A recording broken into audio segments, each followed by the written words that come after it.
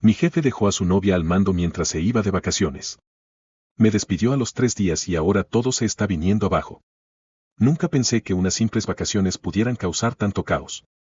Trabajo, o mejor dicho, trabajaba, en una empresa mediana de distribución de productos electrónicos. Mi jefe, Ricardo, es un tipo meticuloso, exigente, pero justo. Él levantó la empresa desde cero, y aunque no siempre estábamos de acuerdo, sabía reconocer el esfuerzo de su gente. Yo era su mano derecha en la parte administrativa, control de inventario, pagos, clientes, logística, todo pasaba por mis manos. Antes de irse de vacaciones a Europa por 3 semanas, nos reunió a todos y nos dijo que su novia, Vanessa, quedaría a cargo de la empresa solo para supervisar que todo marche bien. Ella no tenía experiencia alguna en administración ni ventas. Era diseñadora, de esas que viven más en Instagram que en la oficina, pero Ricardo estaba ciego de amor. Desde el primer día en que ella tomó el mando, supe que las cosas iban mal. Llegaba tarde, daba órdenes contradictorias y se metía en cosas que no entendía. Empezó a cambiar los procedimientos de entrega, canceló contratos porque no le gustaba la actitud de ciertos clientes y empezó a contratar a sus amigos para puestos que ni existían. Al tercer día, tuvimos nuestro primer choque serio. Yo le advertí que estaba alterando las rutas de envío y eso podía costarnos penalizaciones con los distribuidores. Ella me respondió con sarcasmo. No necesito que nadie me diga cómo manejar una empresa. Si te molesta, puedes irte. Pensé que era una rabieta pasajera, hasta que al día siguiente me llamó a su oficina con una carta de despido ya lista. Sin causa real, sin aviso, sin nada. Solo me dijo. Ricardo me dio autoridad total. No me gusta tu actitud, así que desde hoy estás fuera. Salí furioso, pero no sorprendido. A los pocos días, compañeros me contaron que todo era un desastre.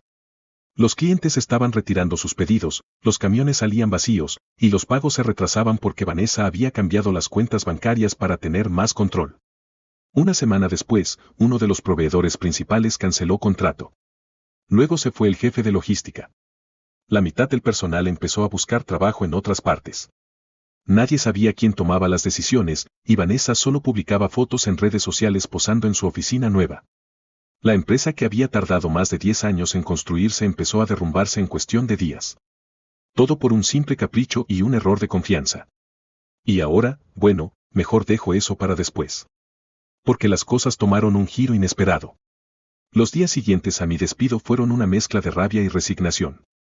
Parte de mí quería ver cómo se desmoronaba todo, pero otra parte no podía evitar sentir tristeza.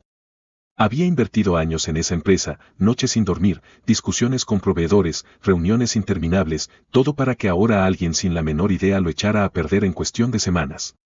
A la segunda semana de su mandato, ya los rumores eran imposibles de ignorar. Un antiguo cliente, el señor Méndez, con quien había trabajado personalmente durante años, me llamó a mi celular. Mira, hijo, no sé qué está pasando allá adentro, pero llevo 3 días tratando de comunicarme con alguien para resolver un problema con los pedidos. Esa muchacha nueva ni contesta los correos. Nos cambiaron las condiciones de pago sin avisar. Si siguen así, vamos a romper el contrato. Y no fue el único. En menos de una semana, recibí mensajes de varios clientes que me conocían directamente. Algunos decían que los productos estaban llegando incompletos, otros que los nuevos encargados no sabían ni emitir una factura. Uno incluso me contó que Vanessa le había colgado el teléfono porque no le gustaba su tono. Internamente, el caos era total. Un amigo del departamento de almacén me escribió. Bro, esto es una locura. Despidió a Marta, la encargada de control de inventario, y puso a su prima, que nunca ha trabajado en esto. Tenemos cajas atrasadas de hace una semana y nadie sabe qué salió ni qué entró. Los camiones vienen vacíos, los clientes están furiosos, y ella solo dice que todo está bajo control. Hoy la vimos grabando un video para redes en el depósito, mientras se perdían 2 pedidos. Vanessa comenzó a tomar decisiones que rayaban en lo absurdo. Cambió el sistema contable porque no le gustaban los colores de la interfaz. Canceló el contrato con la empresa de limpieza para ahorrar y contrató a un primo suyo que venía una vez a la semana. Hasta ordenó pintar el logo de la compañía con un nuevo diseño, sin autorización ni revisión legal. Los proveedores dejaron de entregar mercancía cuando los cheques empezaron a rebotar. La cuenta principal de la empresa fue congelada por errores administrativos y el personal comenzó a dividirse. Algunos intentaban mantenerse firmes para que Ricardo no encontrara un desastre al volver, mientras otros simplemente se rendían y renunciaban. Recuerdo especialmente el testimonio de una clienta fiel, la señora Laura, que manejaba una cadena de tiendas de tecnología. Tu empresa era la más confiable, Jorge. Siempre me entregabas a tiempo, y si había algún error, lo resolvías en horas. Pero desde que esa mujer tomó el control, no me contestan ni el teléfono. Me mandaron un pedido equivocado y me cobraron el doble. Cuando pedí una explicación, me bloquearon del correo corporativo. No puedo creer que Ricardo haya permitido esto. Yo escuchaba todo eso con impotencia. Intenté mantenerme al margen, pero era imposible no sentir una mezcla de frustración y lástima. Muchos empleados antiguos me decían que Vanessa llegaba al trabajo con aires de jefa superior, revisaba cosas sin entenderlas, se metía en reuniones técnicas y terminaba culpando a los demás por sus errores. Uno de los casos más graves fue el del contrato con una distribuidora extranjera. Ricardo había trabajado meses para asegurar ese acuerdo, pero Vanessa, sin consultarlo con nadie, decidió cambiar los términos de entrega. Resultado, penalización millonaria y suspensión inmediata del contrato. Para colmo, los clientes comenzaron a hablar entre sí. La reputación de la empresa, que tanto nos costó construir, se fue por el suelo. En redes sociales empezaron a aparecer comentarios de antiguos compradores que se quejaban del servicio, del trato, de los retrasos. La competencia, por supuesto, aprovechó el momento. Lo más irónico de todo fue que mientras todo se derrumbaba, Vanessa seguía publicando en redes fotos sonrientes, con frases como, empoderamiento es tomar el control de tu destino. El destino, al parecer, era la ruina. Los empleados que aún quedaban me contaban que los pasillos se sentían vacíos, el ambiente pesado. Nadie sabía qué hacer, porque cada orden nueva contradecía a la anterior. Un día, ella mandó a detener toda la producción para reorganizar y al siguiente exigía que todo se entregara con urgencia. Era el caos absoluto. Yo ya no estaba allí, pero todos los días recibía noticias. Algunos excompañeros incluso me pedían consejo. Me decían que los clientes preguntaban por mí, que querían que regresara, que nadie sabía manejar las operaciones como yo. Y entonces, una tarde, recibí una llamada que no esperaba. Un número desconocido, pero la voz, inconfundible. Era Ricardo. La voz de Ricardo sonaba irreconocible. No era el jefe seguro, controlador y enérgico que había dejado la empresa en buenas manos. Era un hombre derrotado, cansado, desesperado. Me dijo que había intentado comunicarse con Vanessa desde hacía días, pero que ella evitaba sus llamadas, alegando que todo estaba bajo control. Cuando por fin logró hablar con algunos empleados, se dio cuenta de que nada marchaba bien, los contratos estaban en riesgo, las cuentas desordenadas, los clientes furiosos y la moral del equipo por el suelo. Me pidió que nos reuniéramos para hablar con calma, pero yo sabía lo que eso significaba, necesitaba ayuda.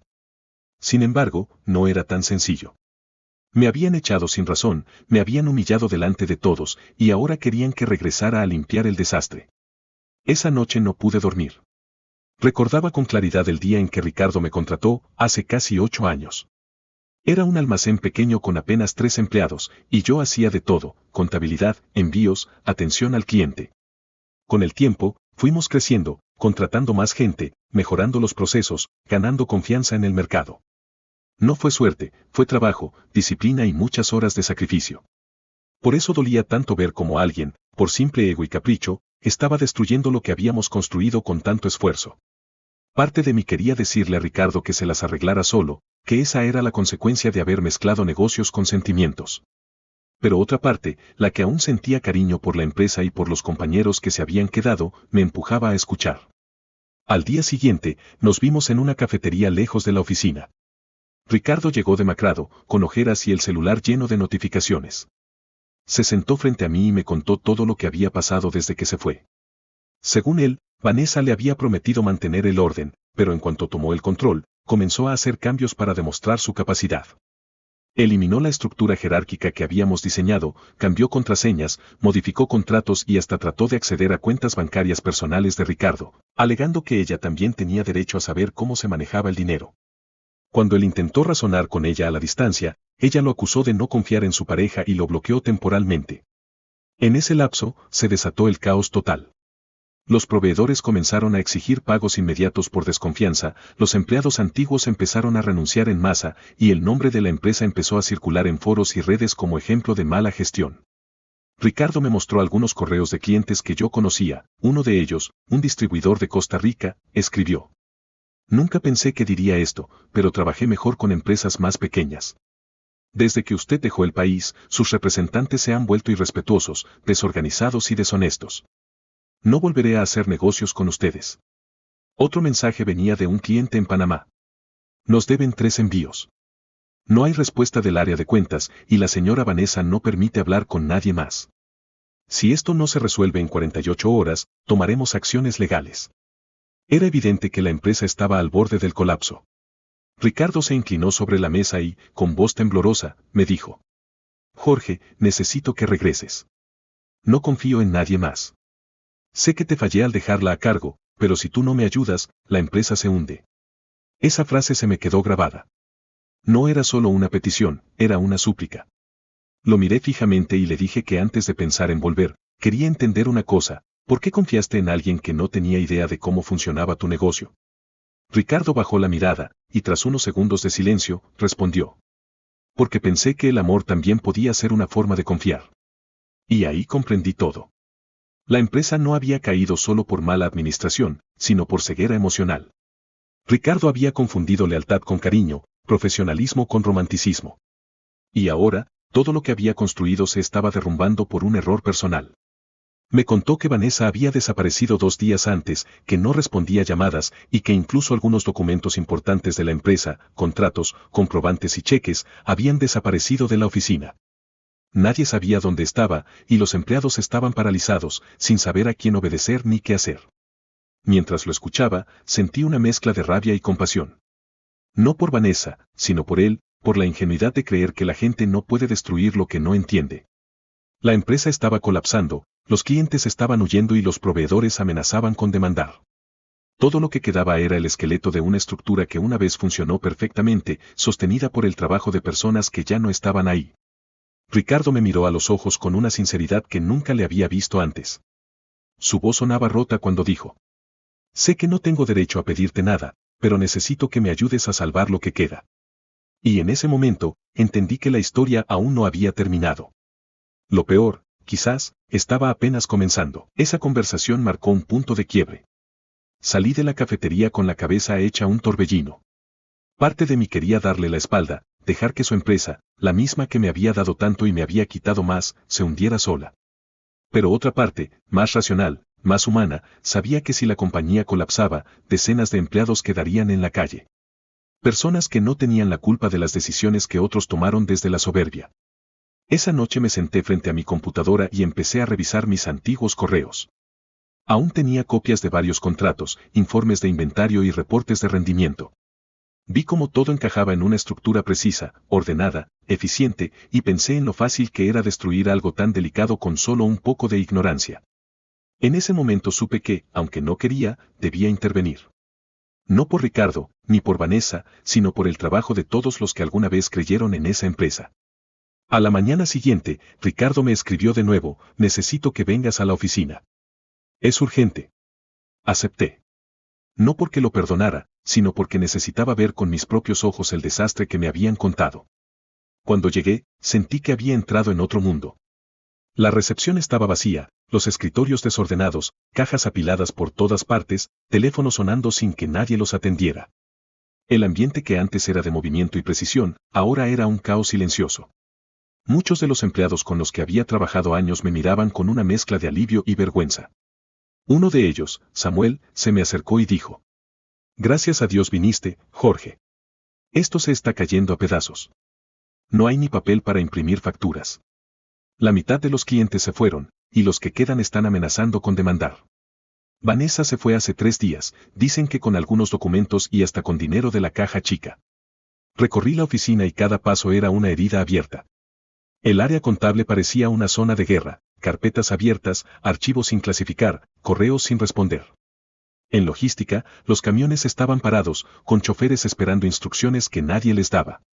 El encargado de almacén, con los ojos cansados, me explicó que los pedidos se acumulaban sin control porque nadie sabía qué producto correspondía a qué cliente. Todo lo que alguna vez fue meticulosamente organizado estaba ahora envuelto en un caos total. Fue entonces cuando escuché algo que me estremeció. Uno de los empleados más jóvenes, visiblemente nervioso, me dijo: Jorge, hay rumores de que Vanessa vendió parte del inventario por fuera. Que usó los contactos para sacar mercancía a mitad de precio. Hay proveedores que están reclamando que nunca recibieron sus pagos y otros dicen que ella los estafó con facturas falsas. En ese momento entendí que el problema ya no era solo administrativo, sino legal.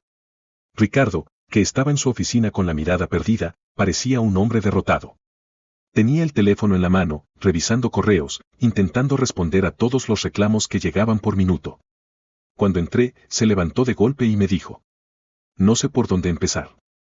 No sé cuánto dinero se perdió. No sé a quién le debo. Solo sé que si no hacemos algo hoy, mañana no habrá empresa. Me senté frente a él, respiré hondo y empecé a revisar los documentos que quedaban.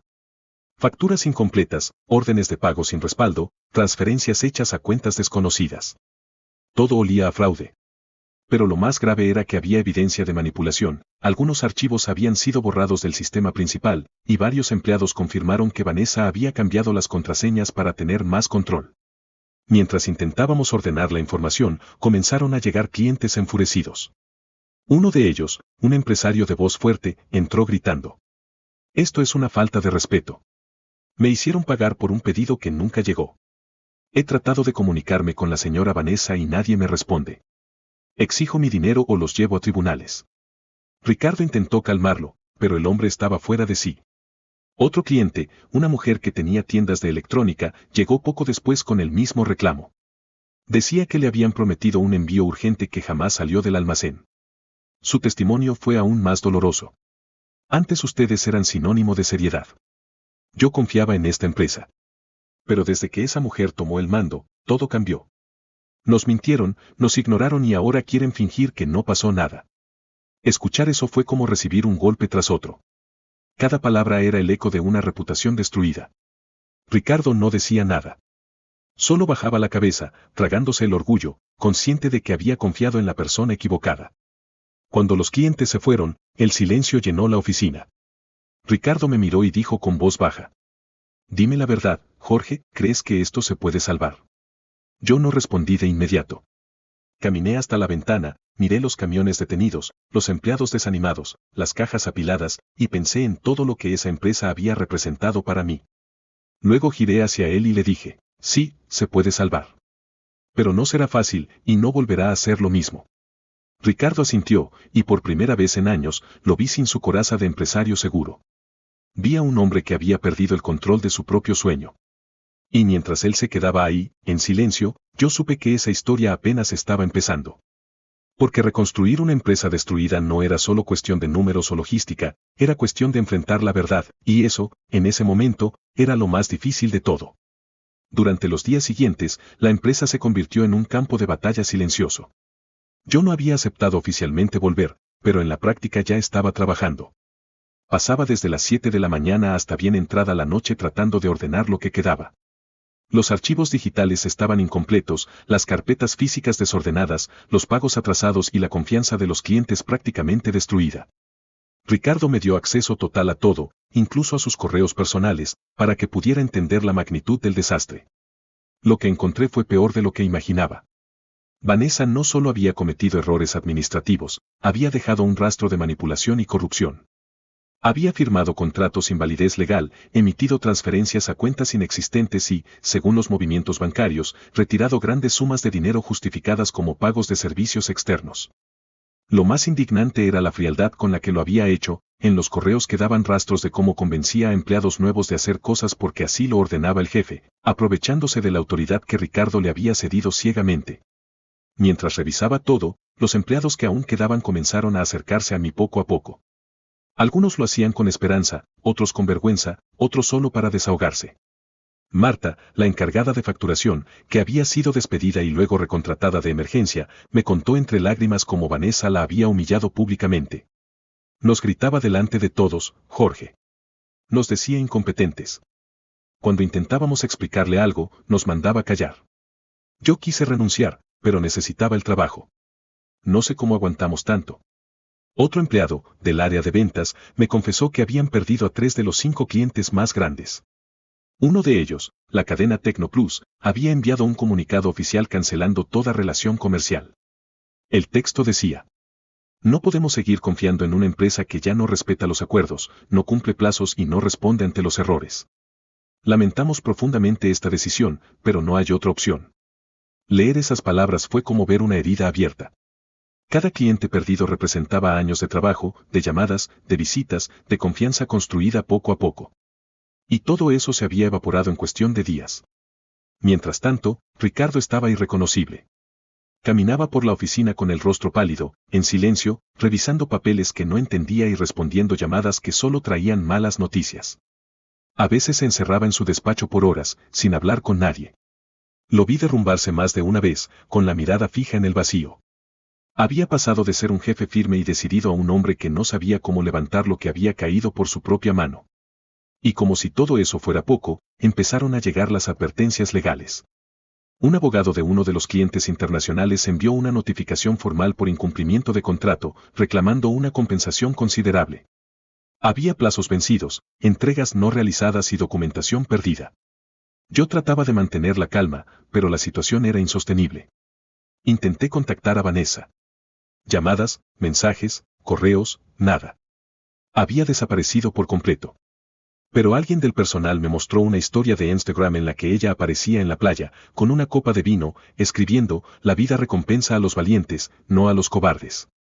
Esa imagen corrió por los pasillos como fuego.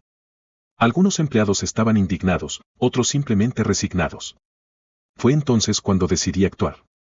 Organicé al personal que quedaba y comenzamos a hacer una auditoría interna, sin esperar ayuda externa. Reuní a todos los jefes de área y les dije: no vamos a hablar más de lo que se perdió. Vamos a enfocarnos en lo que todavía se puede salvar. Durante 3 días seguidos, revisamos pedidos, buscamos documentos, llamamos a clientes para pedir disculpas y ofrecer soluciones. Algunos, sorprendentemente, aceptaron escuchar. Uno de ellos, el señor Méndez, el mismo que me había llamado al principio, me dijo: yo sabía que tú no tenías nada que ver con ese desastre. Si vuelves a estar al frente, podemos intentar trabajar otra vez. Pero no quiero saber nada de esa mujer ni de sus locuras. Esas palabras me dieron un poco de esperanza. Había clientes que aún confiaban en mí, no en la empresa, sino en la persona detrás del trabajo. Esa diferencia era clave. Empecé a reconstruir desde ahí, cliente por cliente, contacto por contacto, tratando de recuperar lo que Vanessa había destruido. Pero cada paso era una lucha. Las cuentas estaban vacías, la deuda crecía, y algunos empleados amenazaban con marcharse si no se les pagaban los sueldos atrasados. Ricardo me pidió tiempo, pero el tiempo era lo que menos teníamos. Había proveedores a punto de demandar, clientes enfadados y rumores en el sector de que la empresa estaba a punto de cerrar. En medio de todo ese caos, una noche, mientras revisaba unos archivos, recibí un correo anónimo. El asunto decía: te conviene saber esto. Dentro había una serie de capturas de pantalla y documentos. Era evidencia clara de que Vanessa había transferido dinero a una cuenta personal en otro país. Las fechas coincidían con los días previos a su desaparición. El remitente no se identificaba, pero el mensaje final decía: ella no se fue sola. Alguien de adentro la ayudó.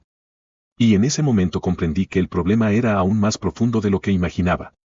Lo que había comenzado como una simple sustitución temporal se había convertido en una traición calculada. La empresa no solo estaba al borde del colapso financiero, estaba envuelta en algo mucho más oscuro. Esa noche casi no dormí.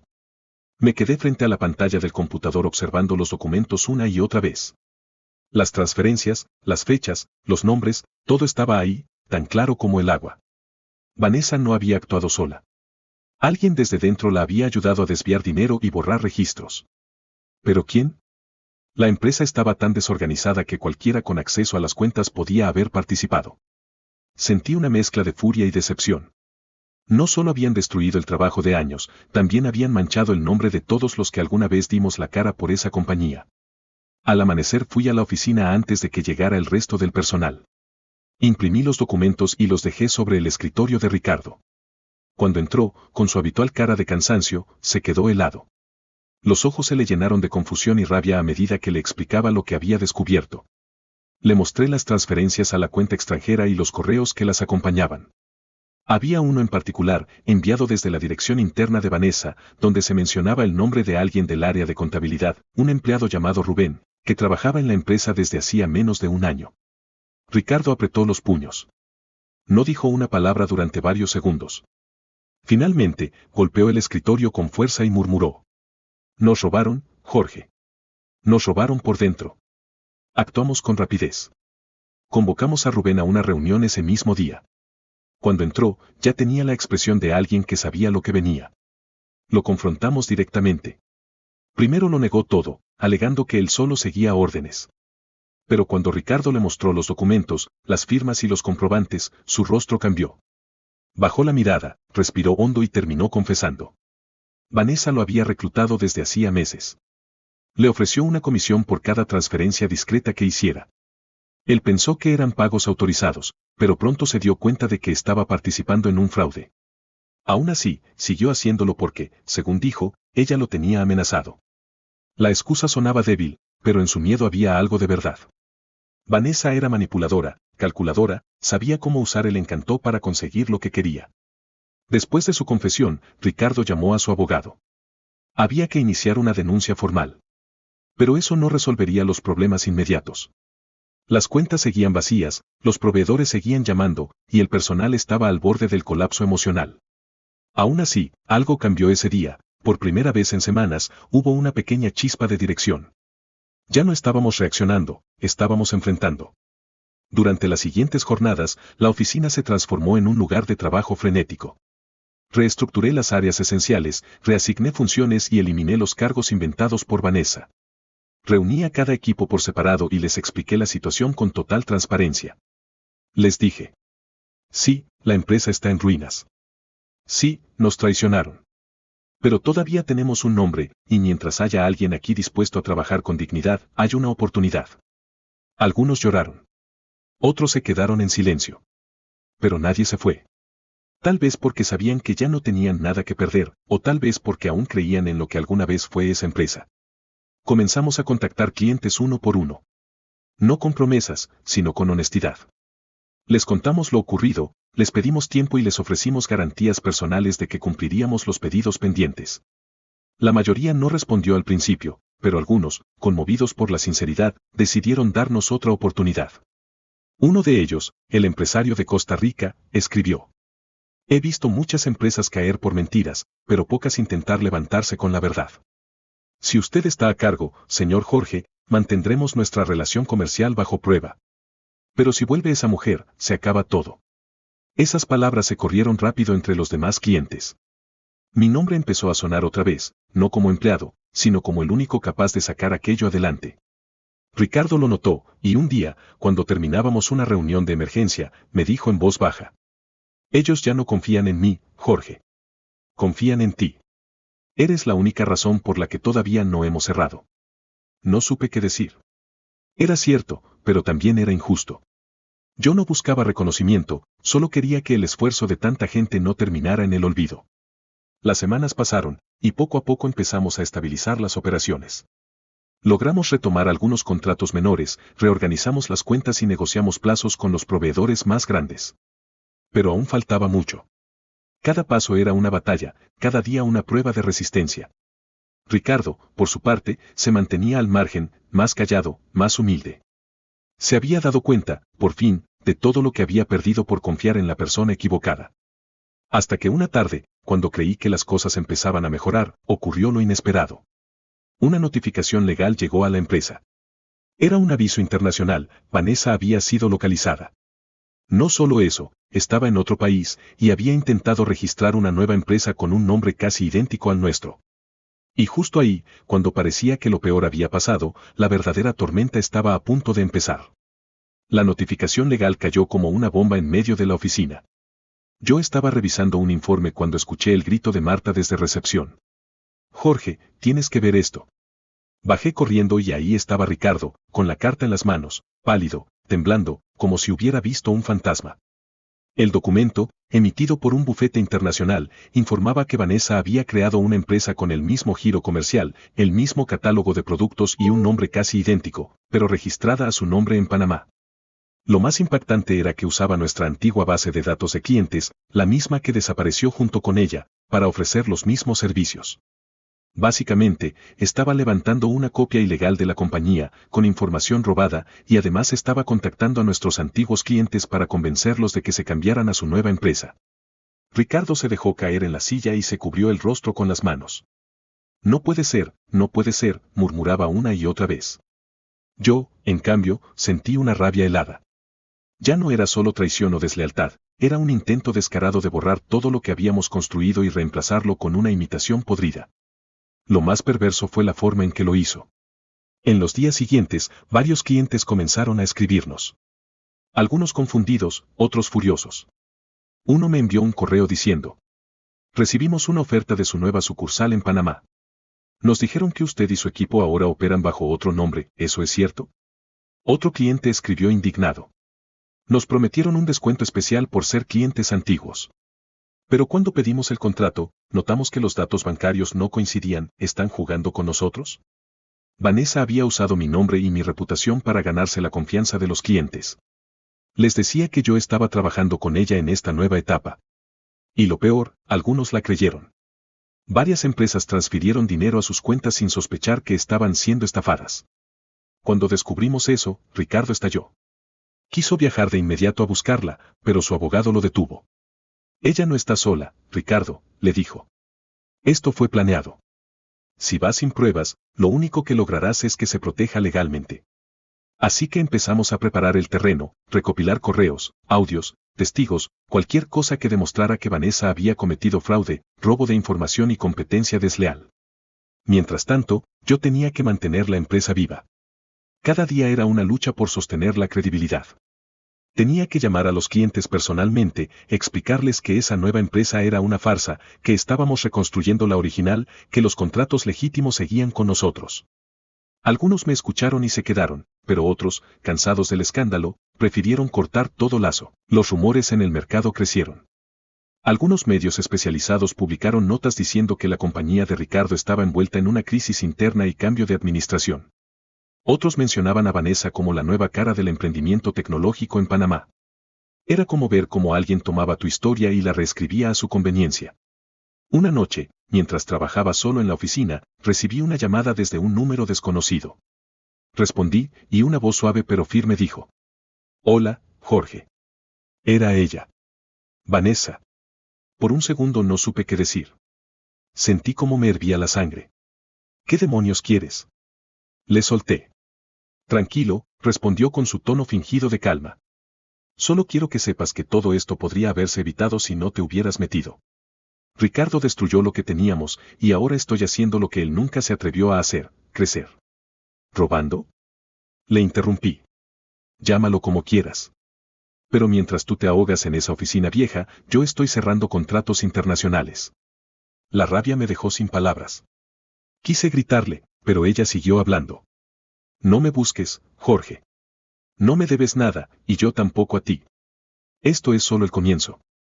Y colgó. Me quedé mirando el teléfono por varios segundos, con el corazón latiendo con fuerza. Sentí una mezcla de impotencia, miedo y asco. Esa mujer no solo había destruido la empresa, estaba convencida de que era la víctima. Al día siguiente, le conté a Ricardo todo. Lo vi endurecerse, recobrar algo de la firmeza que había perdido. Me miró a los ojos y dijo: entonces se acabó el silencio. Vamos a enfrentarla. A partir de ese momento, comenzó una guerra silenciosa. Presentamos denuncias, contratamos auditores, reunimos testigos. Cada documento que encontrábamos era una pieza más del rompecabezas. Pero mientras tanto, Vanessa seguía moviéndose rápido. Había conseguido socios, financiamiento, e incluso contrató a algunos de nuestros exempleados ofreciéndoles sueldos más altos. Era evidente que quería destruirnos por completo. Yo seguía en pie, cansado pero determinado. Sabía que ya no se trataba solo de salvar una empresa, se trataba de limpiar un nombre, el mío y el de todos los que habían sido parte de lo que alguna vez fue una historia de esfuerzo. Y en medio de ese caos, mientras la batalla legal y comercial crecía, un detalle nuevo salió a la luz. Algo que cambiaría por completo todo lo que creíamos saber sobre Vanessa, sobre Ricardo, y sobre quien realmente había orquestado toda la caída desde el principio. El detalle apareció una tarde gris, cuando ya todo parecía perder sentido. Llevábamos semanas peleando en tribunales, enviando correos a clientes, entregando pruebas, resistiendo la tormenta. El cansancio se respiraba en el aire, empleados agotados, deudas por todos lados, abogados presionando, y Ricardo cada vez más silencioso, más apartado. Algo en su actitud me preocupaba. No era solo culpa o remordimiento, había algo más. Una noche, mientras revisaba documentos para el juicio, encontré un archivo antiguo en uno de los discos duros del servidor. Era una carpeta cifrada, con el nombre Acuerdos Privados-2019. La abrí con una de las contraseñas que yo mismo había creado años atrás, cuando administraba la parte financiera. Dentro había una serie de contratos firmados entre Ricardo y Vanessa. Pero no eran acuerdos de pareja o simples registros, eran contratos legales donde Ricardo le transfería el 25% de las acciones de la empresa, mucho antes de que ella quedara a cargo. Leí y releí los documentos, incrédulo. Eso significaba que ella ya tenía poder real sobre la empresa desde hacía años, y que todo lo que hizo después, contrataciones, transferencias, decisiones, no era solo abuso de confianza, era legalmente posible gracias a un papel que él mismo había firmado. Ricardo la había puesto dentro del sistema desde mucho antes de irse de vacaciones. Cuando lo enfrenté al día siguiente, me miró como un hombre que ya no tenía fuerzas para fingir. Sí, Jorge, me dijo con un suspiro largo. Le di parte de la empresa hace 3 años. Pensé que así confiaría en mí, que no me dejaría. Creí que si era parte del negocio, lo cuidaría. Pero fue mi peor error. Esa confesión me golpeó como un ladrillo. Todo encajó, su miedo, su culpa, su silencio. Vanessa no solo lo había traicionado emocionalmente, lo había destruido desde adentro con un permiso que él mismo le dio. Y aunque ahora tratábamos de pelear legalmente, su posición era más fuerte de lo que habíamos creído. Pero había algo que ella no podía robar, la credibilidad. La gente ya la había visto por lo que era. Los clientes que le creyeron se dieron cuenta rápido de que su nueva empresa no tenía estructura ni respaldo. Las entregas fallaban, los correos se acumulaban sin respuesta y los proveedores comenzaron a denunciarla. La fachada comenzó a caer. El punto de quiebre llegó 2 meses después. Un medio de comunicación publicó una investigación titulada El fraude detrás del nuevo emporio tecnológico. El reportaje mostraba pruebas de transferencias ilícitas, contratos falsos y testigos que la habían visto manipular documentos de la empresa original. Fue un escándalo. Los socios que la habían apoyado le dieron la espalda, las cuentas fueron congeladas y las autoridades panameñas iniciaron una investigación formal. Cuando la noticia explotó, la oficina se llenó de silencio. Todos miramos la pantalla, leyendo la nota una y otra vez. Ricardo no dijo nada. Solo se levantó, caminó hasta la ventana y se quedó ahí, mirando la calle. Después de un largo rato, me dio la espalda, se acercó y me extendió la mano. Tú la enfrentaste cuando yo no pude. Si esta empresa sigue en pie, es por ti. No supe qué responder. Aquel gesto, más que disculpa, fue un cierre. Desde ese día, Ricardo empezó a delegar todo en mí. Quiso vender su parte, retirarse, empezar de nuevo lejos de todo. Y aunque intenté convencerlo de quedarse, su mirada lo decía todo, había perdido demasiado. Vanessa fue arrestada semanas después. No se resistió. Las pruebas eran incontestables. Había desviado dinero, robado información y falsificado documentos. Cuando supe la noticia, no sentí alegría ni venganza. Solo alivio. Un ciclo se cerraba, y con él, toda una etapa de dolor. La empresa, aunque maltrecha, sobrevivió. No volvió a ser tan grande ni tan ambiciosa, pero recuperó su esencia. Algunos clientes regresaron, otros nuevos llegaron atraídos por nuestra historia de renacimiento. Cambiamos el nombre, el logo y los valores internos. Esta vez, sin figuras de poder intocables ni promesas vacías. Ricardo se fue del país y me dejó la dirección general. Me costó aceptarlo, pero entendí que la empresa ya no era su sueño, sino el mío. De Vanessa nunca más se supo.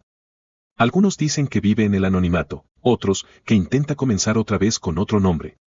Hoy, cada vez que paso frente al viejo almacén donde todo empezó, recuerdo esos días de caos y traición. Me pregunto cuántas veces un solo error de confianza puede cambiar el destino de tantas personas. Pero también recuerdo algo más, que a veces, cuando todo se derrumba, no se trata de volver a construir lo mismo, sino de levantar algo nuevo sobre las ruinas. Algo más fuerte, más justo, y, sobre todo, más verdadero. Y así fue como la empresa renació, no gracias al poder ni al amor, sino a la verdad.